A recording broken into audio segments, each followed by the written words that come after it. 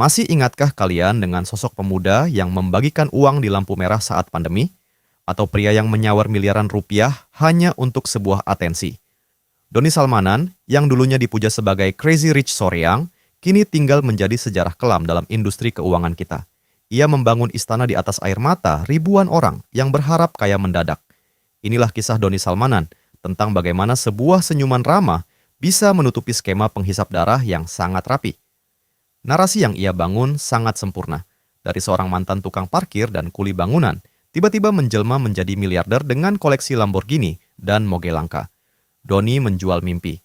Lewat konten-konten flexing yang dikemas dengan kesan rendah hati, ia memikat ribuan pengikut untuk terjun ke dunia Quotex, sebuah platform binary option yang ia sebut sebagai trading.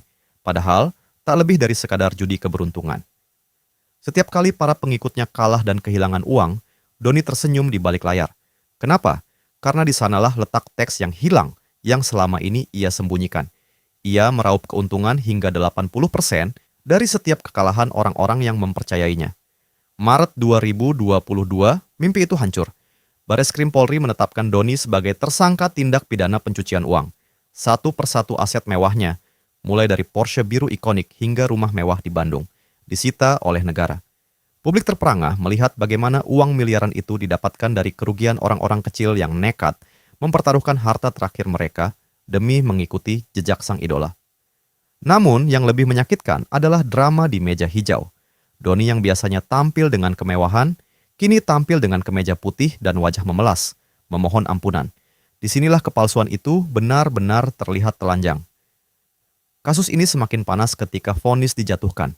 Awalnya, ia hanya dijatuhi hukuman 4 tahun penjara, sebuah angka yang dianggap sangat tidak adil bagi ribuan korban yang hidupnya hancur.